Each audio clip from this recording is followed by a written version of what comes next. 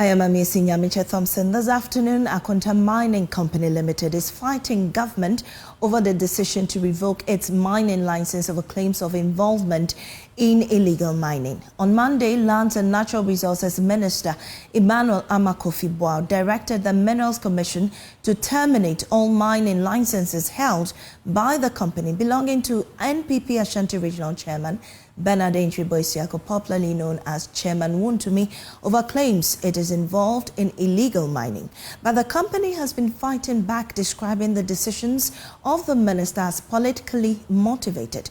We'll hear from the company shortly. First, listen to the minister at a news conference on Monday. Before he could even open the presser, the Lands Minister Emmanuel Amakofi-Boao broke down after watching a clip of the devastation caused to rivers and forest reserves by galamsey activities. He says he's overwhelmed by the level of destruction meted on the environment by these illegal miners. I was emotional. I couldn't, I've watched that video after the operations. I watched that video, and every time I watch it, I get emotional because I cannot believe that we have Ghanaian citizens that would decide that this is how they are going to make money. And I believe every Ghanaian should be emotional as I am. I was trying to avoid it.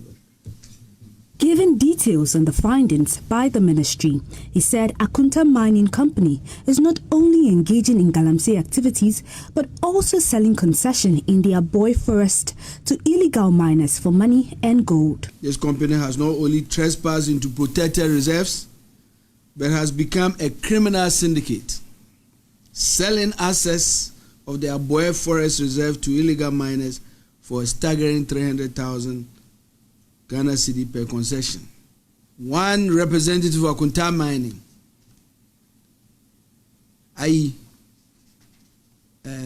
is the liaison of these dealings. He serves as the gatekeeper, negotiating fees and granting illegal access.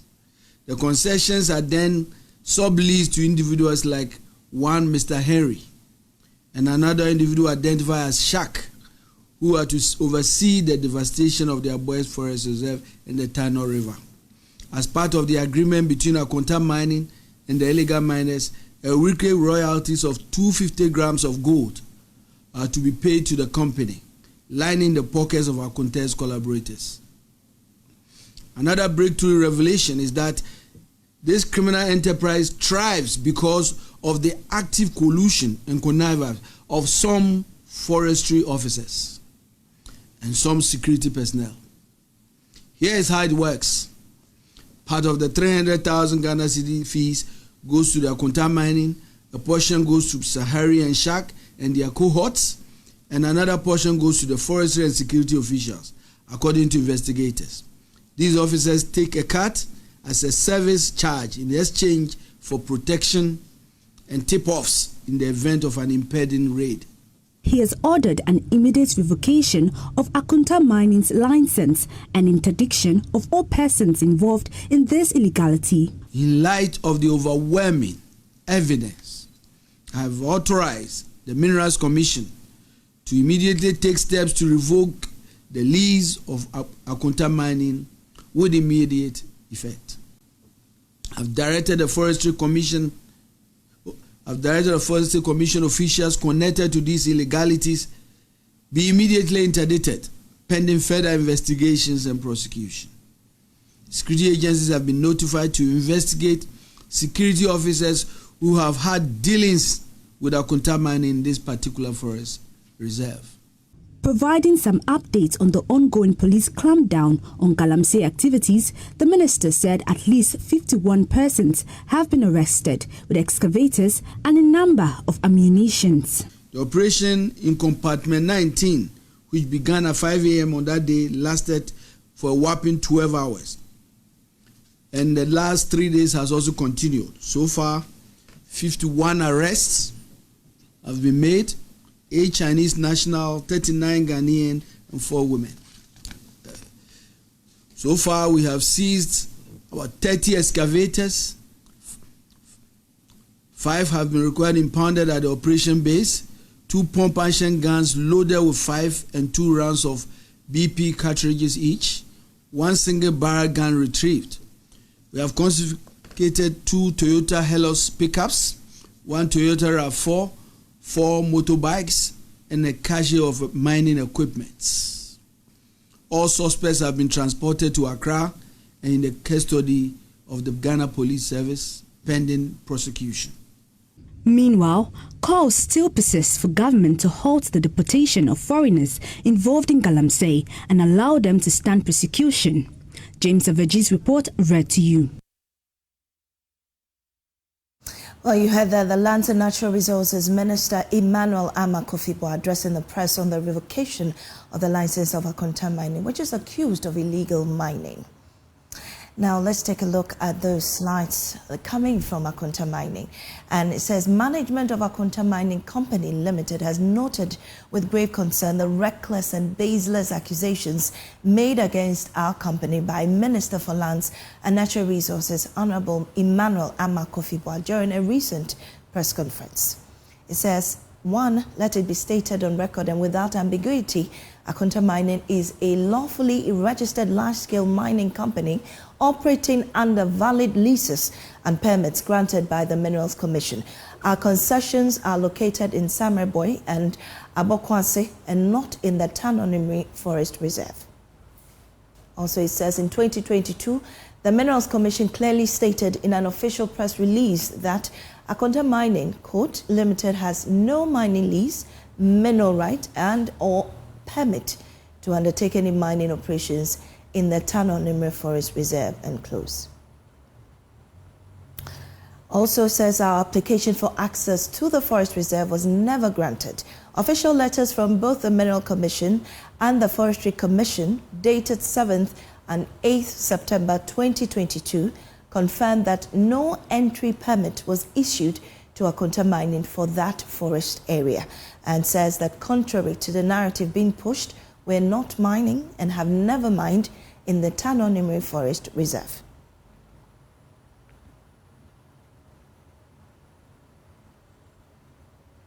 And there's more from that statement on myjoyonline.com. But our colleague Erastus Asaridonko investigated the mining company years ago, and here's what he's found. Nature one has been changed. Now the river boundaries are widened. A bird's eye view of the river revealed possible culprits in the pollution of this national resource. This mining site, captured by our drone, belongs to Akonta Mining Limited, owned by Bernard and Chubosiako, popularly known as Chairman Untumi, the current Ashanti Regional Chairman of the NPP. 2 of their mining operation sites sitting at the edges of the river, with some of their mining leaks and residues feeding directly into the Tano River. The footage of mining along the Tano River from a layman's view shows a clear violation of government's buffer zone policy, which demands the demarcation of a 50-meter buffer zone away from a water body like the Tano. Existing buffer zone bylaws and specifications spelled out by the Forestry Services Division indicates no logging within 50 meters of major streams and 25 meters along smaller streams. That of the Ministry of Lands and Natural Resources states that a minimum of 100 meters off watermark should be declared as protected areas. But none of the mining sites discovered by our team along the Tano River respect these laws.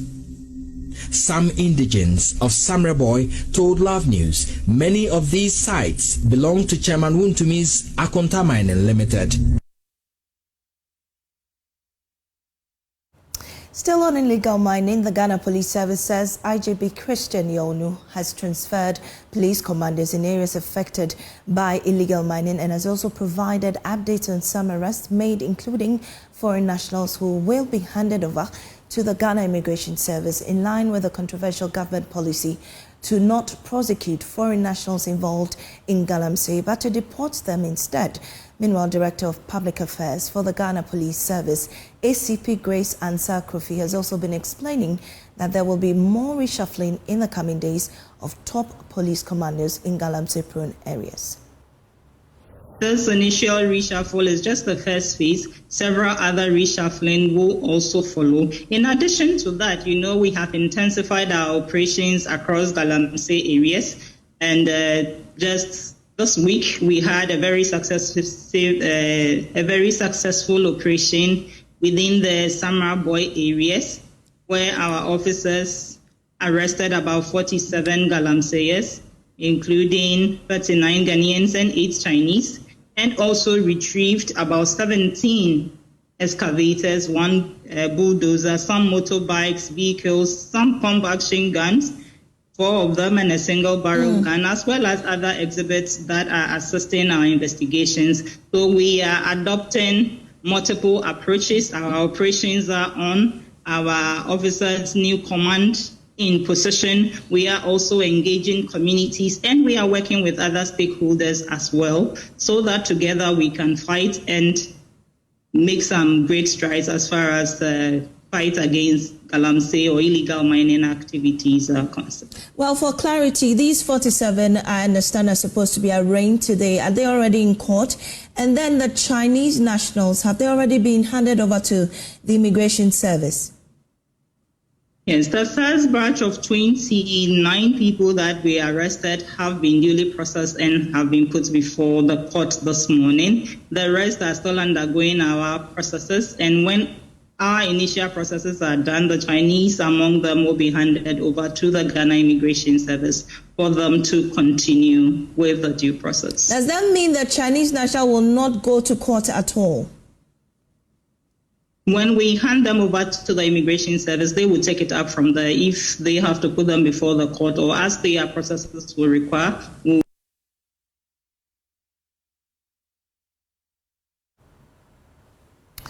Well, the Chief Executive Officer of the Petroleum Hub Development Corporation, Dr. Tony Orbin, has reaffirmed the government's commitment to transforming Ghana's energy sector through the development of the Petroleum Hub.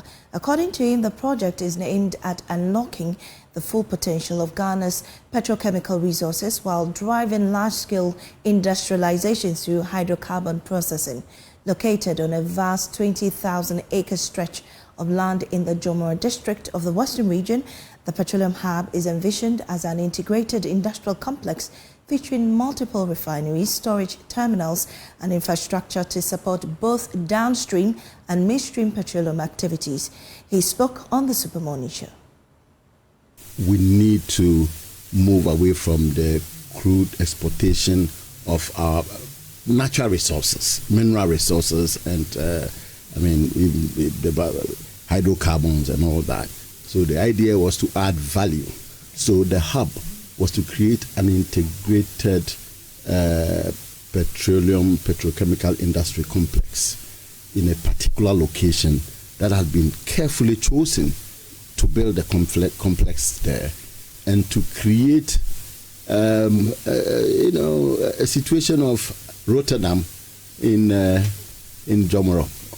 So the whole idea was to add value, to industrialize through our hydrocarbons, set up jetties, and these jetties will be the kind of harbors that will take vessels that come to take product from there, set up refineries, and in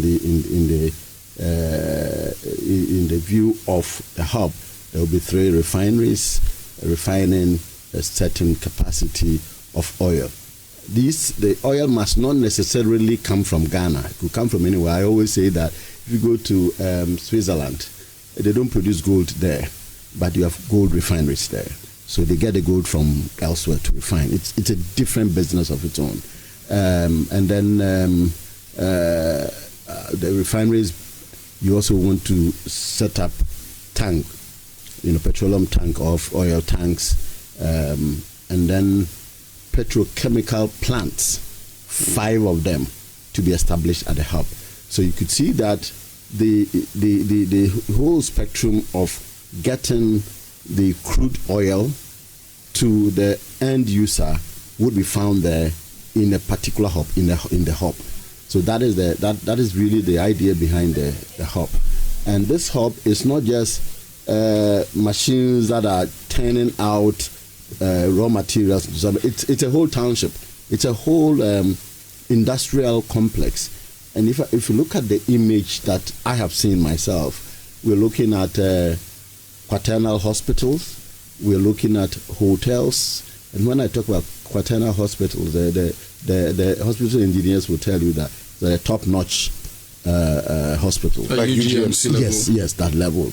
We're also looking at hotels that befit the hub. So I mentioned Rotterdam.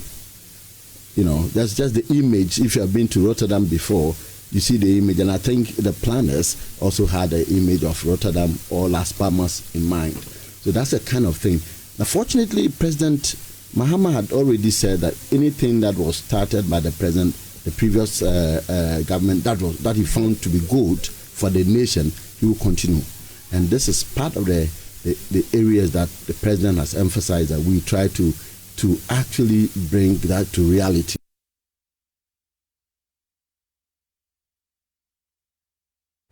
Well, Dr. Obin further disclosed that the project is set to commence in the second quarter of the year, pending access to 300 million Ghana cedis in funding.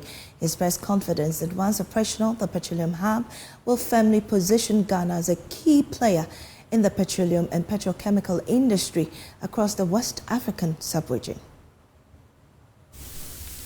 1.2 billion. You say, if we were to get, say, tranches of 300 million Ghana cedis, we're good to go. So, per your own estimation, when are we looking at getting the land preparation done for these businesses to start moving to the place to start their own projects? Yes. In fact, the project should have started. Are we in the next quarter? This quarter. The project should have started in this first quarter, and we haven't because of the payment issues. So obviously, it would have to move to the second quarter, hopefully. So once that is done, once we have the 300 million from the anchor agreement that we have, we are good to go. Okay. And there'll be rippling effect. The ones there's an anchor developer there, others are going to be there. Okay.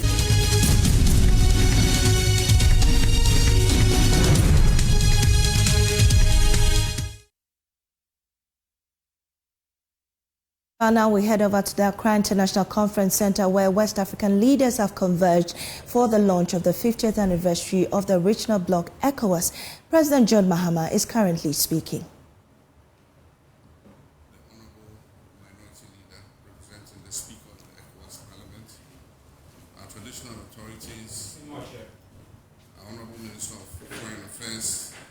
Distinguished ladies and gentlemen, and let me stand on established protocol.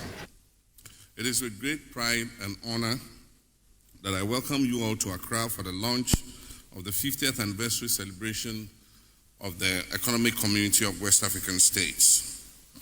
Today is not just a celebration, it is a solemn moment of reflection on our collective journey and an invitation to renew our commitment to the principles that have bound us together for half a century in unity, peace, regional integration, and above all, diplomacy as our guiding compass.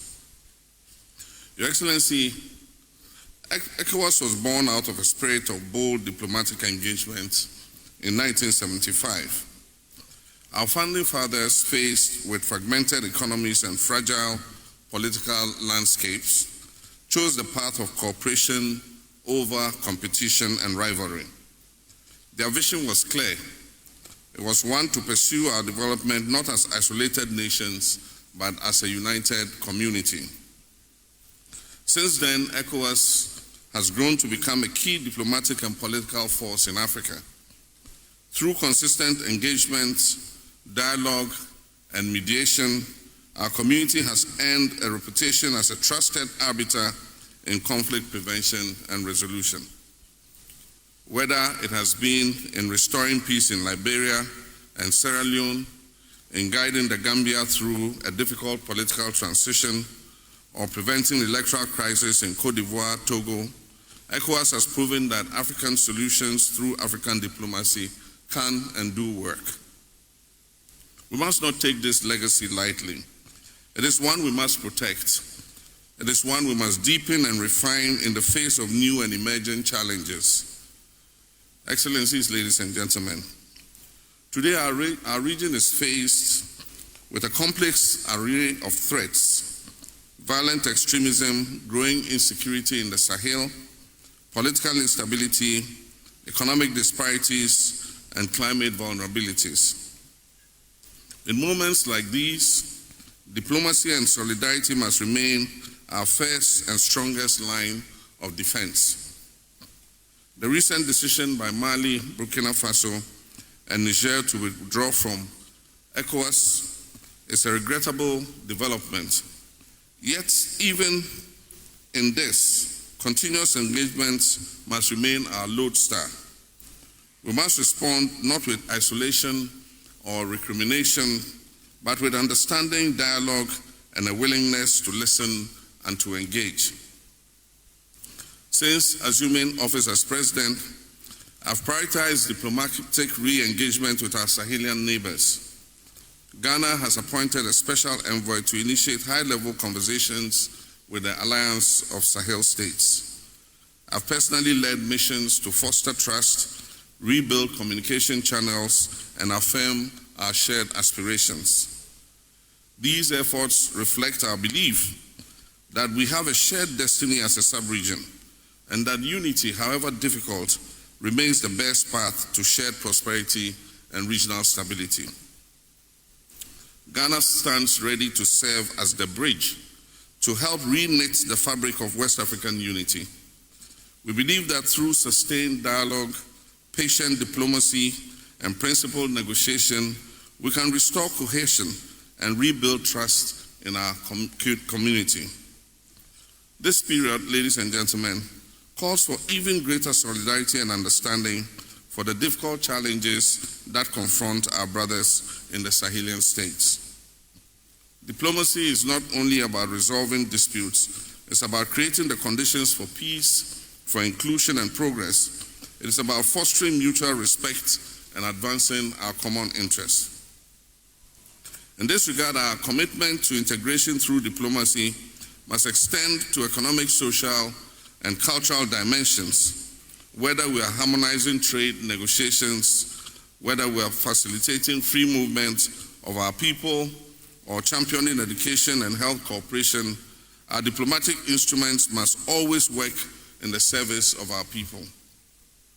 We must empower ECOWAS institutions to act swiftly, credibly, and transparently. Our citizens must feel that ECOWAS is not some distant bureaucracy, but a living community that understands their struggles and champions their hopes. And let us never forget the power of soft diplomacy. Our shared languages, our music, our literature, and youth culture. These are powerful tools that bind us together more deeply than any treaty can. And I wish to commend the young people who gave that wonderful performance here. Distinguished guests, let this 50th anniversary be a turning point for diplomacy in West Africa. Let us invest more in early warning systems, mediation capacities, and youth and women as peace builders. Let us position our sub-region ECOWAS not only as a political and economic bloc, but as a diplomatic anchor for the continent, a model of integration, dialogue, and peaceful coexistence. To mark this moment and strengthen regional bonds, Ghana is offering 1,000 scholarships to tertiary students from across the ECOWAS sub-region to study in our universities. This is not just a gesture, it is an act of solidarity. It is a bridge to a future where our young people will grow up seeing each other not as foreigners, but as partners. Excellencies, as we look to the next 50 years, let unity and solidarity lead us. Let that be our guide on how we respond to insecurity, how we manage our diversity, and how we build our prosperity together. ECOWAS must remain a forum for listening. It must be a space for healing, a home for visionary African-led solidarity and diplomacy. Ghana reaffirms its unwavering commitment to the ECOWAS vision and to the values of dialogue, peace, and partnership that sustain it. Long live ECOWAS, long live West African solidarity, and I thank you for your kind attention.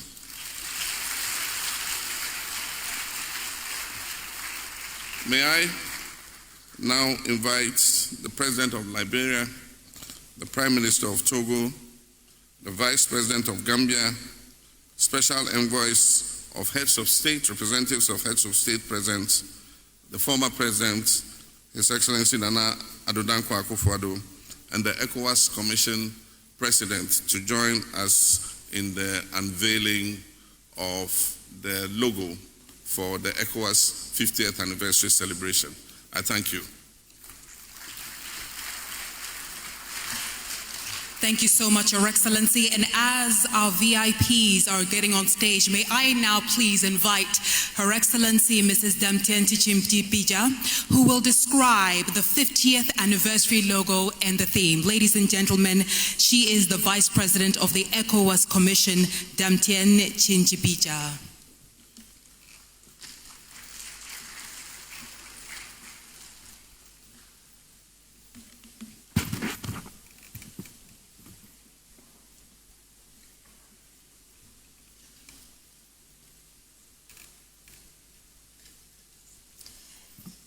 Excellencies, distinguished guests, ladies and gentlemen, please allow me to stand on existing protocols in order to address you today.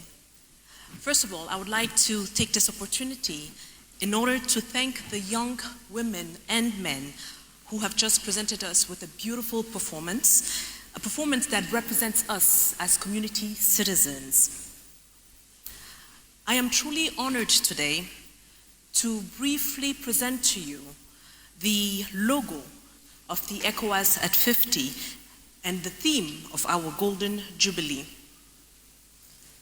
The radiating lines emanating from the central emblem evokes a sense of celebration, achievement, and the widespread impact of ECOWAS across the region. They represent rays of progress, unity, spreading outwards, or simply celebratory bursts. The use of gold or warm yellow color often symbolizes a golden anniversary, an achievement, and a prestige. It adds a celebratory and festive feel. The circle itself represents unity, completeness, and the continuous nature of growth within the ECOWAS bloc. The ECOWAS at 50 logo is designed to show not only achievements, but continuity and forward momentum within our community. The logo blends the existing ECOWAS identity with celebratory elements to mark the significant 50-year milestone, our Golden Jubilee. The theme of the celebration is Stronger Together for a Brighter Future. The theme highlights the power of unity, regional cooperation, and shared commitment among ECOWAS member states as the foundation for building a prosperous, peaceful, and sustainable future for the people of West Africa. It also reflects the belief that working together allows the region to face challenges more effectively and achieve greater progress than any country could do on its own. The theme is both a reminder that regional unity is not just a political ideal, it is a practical necessity for building a peaceful, prosperous, and inclusive West Africa. The 50th anniversary is not just a slogan, it is a vision, a promise, a commitment. It reminds us that despite our linguistic, cultural, and historical differences, West African countries continue to share a common identity. And as long as we stand together in unity and solidarity, we will be able to shape a brighter future for present and future generations to come. I thank you for your kind attention. Muito obrigado. Je vous remercie de votre aimable attention. And now, ladies and gentlemen, a round of applause. The 50th anniversary in all its glory.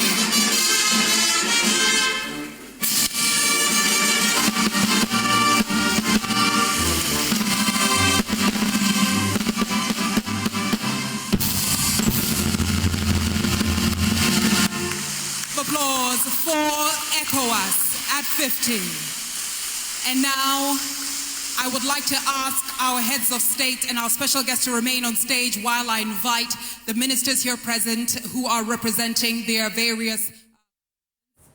And there you saw the beautiful unveiling of the ECOWAS 50th anniversary logo. Moving on, the new government statistician, Dr. Alhassan Idrisu, says he's committed to strengthening the country's statistical system to deliver accurate and timely data for effective economic planning.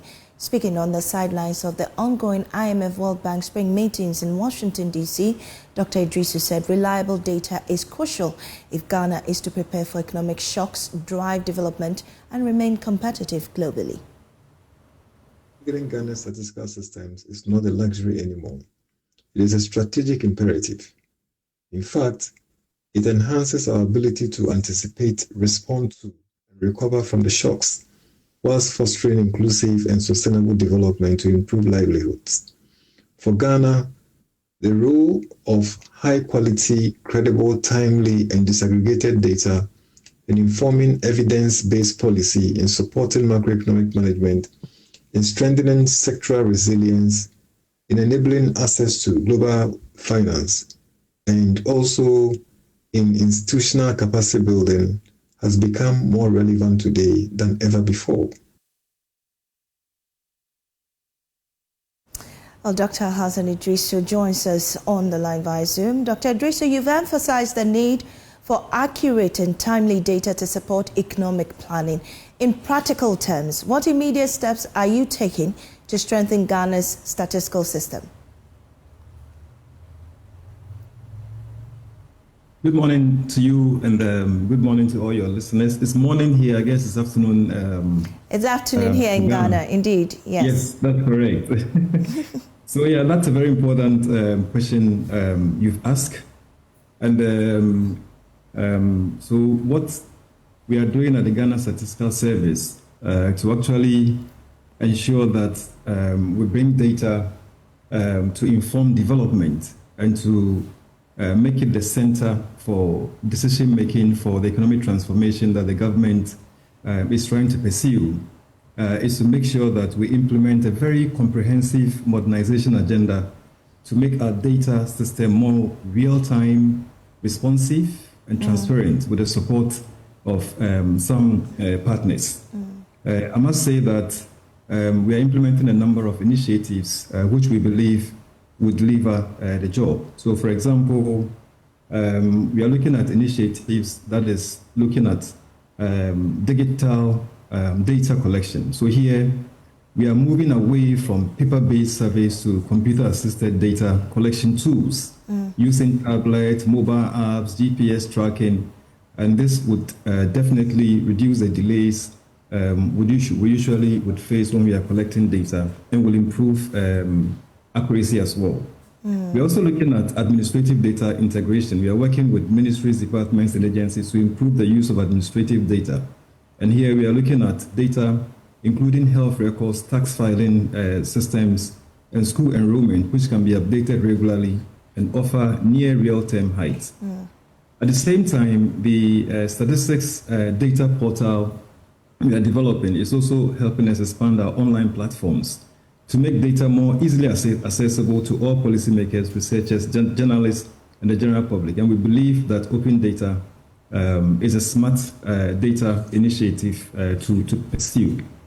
We are also looking at geospatial and big data innovations. And here we are supporting the whole system with exploring satellite data, mobile phone data, AI-based tools to supplement traditional surveys and provide faster, localized insights. Right. I must say, it's people who are working on all of these, and so we are also centering on capacity building and also building partnership to deliver what we need to do. So in short, I would say that we are transforming the Ghana Statistical Service into a real-time intelligence hub using digital tools, big data, and stronger partnership to deliver faster, more transparent, and accessible data for decision-making. Well, given Ghana's ongoing engagement with the IMF and the importance of fiscal discipline, how is Ghana's Statistical Service ensuring integrity in the data you're talking about, especially in areas like public debt, inflation, and employment figures? Very briefly. Well, this is a very important question you have asked. Credible data is a foundation of credible policy, as we know. So whether it is for IMF reviews or investor confidence or for local planning, the Ghana Statistical Service is actually committed to ensuring that Ghana's numbers are not just available, but they are trustworthy. And so at the service, we've put in place a robust system to ensure that data we produce, whether it's on inflation, whether it's on employment or other economic indicators, is accurate, independent, and timely. And here, we are very much focused on methodological rigor. So we follow international recognized standards, particularly those set by IMF. Right. And then we're also collaborating with key agencies to deliver the data. For example, with fiscal data and debt data, we collaborate with the Ministry of Finance to do just that. And then we also are using technology as we are digitalizing data collection and validation processes, reducing human error and increasing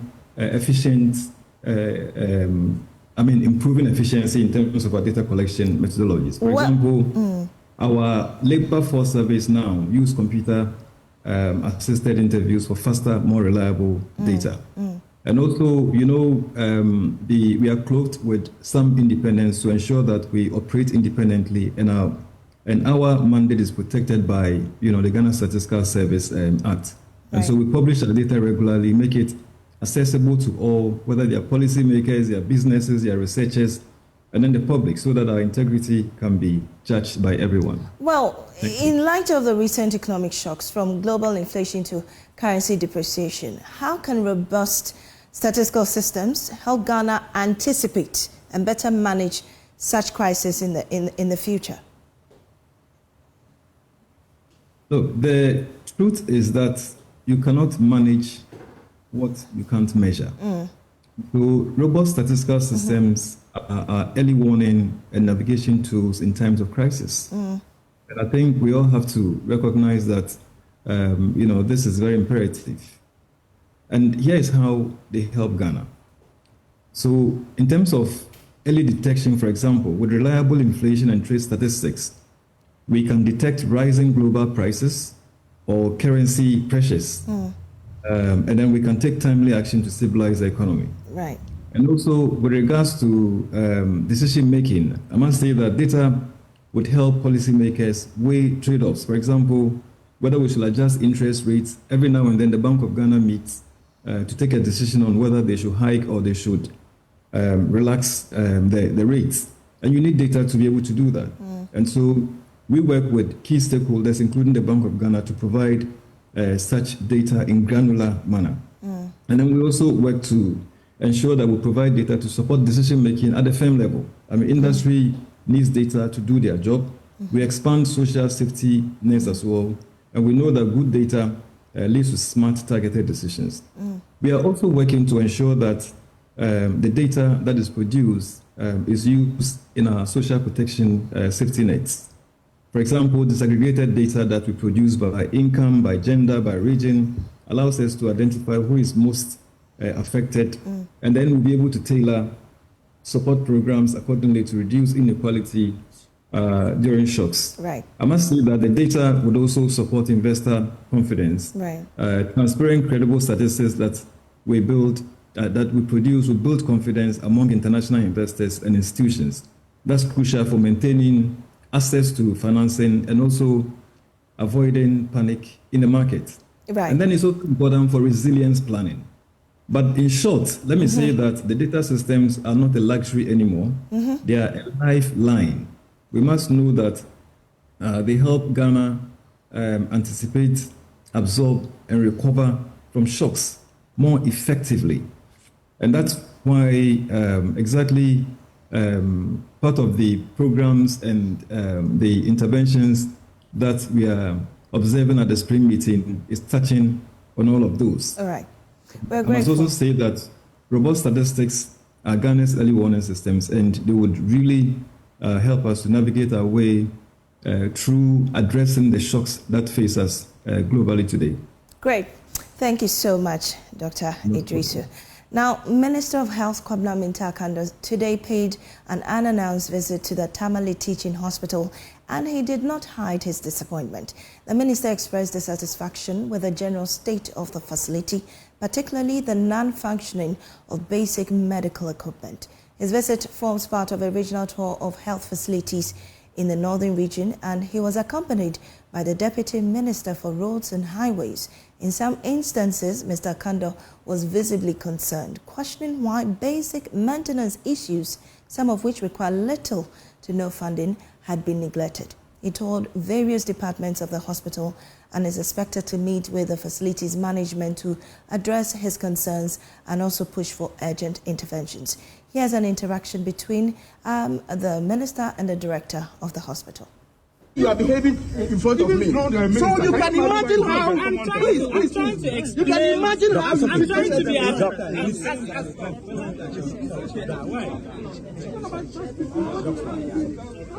I mean, with this attitude even to your superior, can you imagine how you deal with common people? And that's why it creates the problem. That's what will create the problem. I mean, Tamale water challenge goes beyond the facility. It's well known in the country and all that. But you cannot tell me that, because if you're not very careful, people come here and pick the diseases from here and go home. That's what it is. And you know, you're a medical doctor. Yes. So they will come here because there's no water. The person is sick. 1 week here, we brought the engineers. They came here, and then they were able to revive one. We paid them from our IGF. They were able to revive one. But that one, how long did it work? It didn't work up to a month. And we spent a lot of money trying to repair those two. And because we were not getting them to work, we bought portable ones. How many did we buy? Two. And then we bought small ones for the various theaters. All that we bought from our IGF. And this is the second thing. The light has gone off. Okay, so let me go. That's what remedies a lot of. We have generators. We have about 4 that we managed to revamp. Well, Martina Bugri is on tour with the minister and joins us via Zoom. Martina, do you know the specific purpose of the visit? So the minister is in the region to familiarize himself with the hospitals in the area. So he's visiting the Tamale Teaching Hospital, the Tamale College Clinic, and then the West Hospital. These are the hospitals we are told that he's touring. Is to get first-hand information on the situation of these hospitals. That's basically what he did the region. And which departments or units did he visit at the Tamale Teaching Hospital? He literally toured the entire facility. He went almost all the units to see what was happening in the individual departments. And so he started from the emergency unit through to the final point before he granted us an interview. And do you know where will be the next stop for the minister? We are yet to be told where he's moving next. We just left the Tamale Teaching Hospital. We were actually there earlier, and he spent almost 3 or 4 hours at that facility. But did the minister tell you the next steps he's going to take in reaction to what he saw at the Tamale Teaching Hospital? Yes, so for the immediate actions we are going to take, he says that he's going to speak to the minister in charge of power so that TTH can have reliable power. And one other area too they'll be looking at immediately is water. They want to ensure that the TTH is provided water 24/7, exempted from the rationing that will be done, so that the immediate ones that can be resolved, they resolve while they work at the long run, taking care of the major ones. All right. Thank you so much. Martina Bugri is on the Minister of Health's detail, giving us updates of a tour of some hospitals in that area. And you're still watching Joy News Today. We'll take a break. We return with business. It's now time for business here on Joy News Today. My name is Winston Taki, and out to our first business story. Audits of 2024 government expenditure and status of structural reforms are expected to dominate Ghana's engagement at IMF World Bank meetings in Washington, D.C., USA. Finance Minister Dr. Kesel Atufos and his leading government delegation, George Biafe, has more. Well, for Ghana, it's a follow-up from what transpired during the fourth review. Yes, Ghana secured a staff-level agreement, but there are some critical things that Ghana needs to work on. Key among them is the arrears for last year and getting some clarity on it. Therefore, the Finance Minister, Dr. Atufos, will indeed be following up on these discussions to try and convince the IMF that Ghana is committed to those reforms to help secure that $360 million from the IMF. But for those in the business community, investors and donor partners, it is not just about the money coming from the IMF, but also to show that Ghana is committed to these reforms that will go along with to stabilize the economy and also getting the required funding to support the growth of their country. For the Finance Minister, he believes that this will be his first meeting with the IMF, talk about the meeting with the Managing Director of the fund, and also meeting some critical actors, including the Paris Club members and also other development partners. From the IMF building in Washington, D.C., this is George Biafe reporting for Joy Business.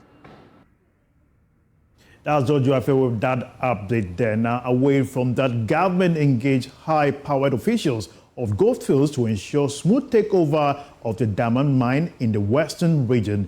This is what we have picked up from persons with knowledge of the planned takeover of the mine. There's more in the following Business Desk report.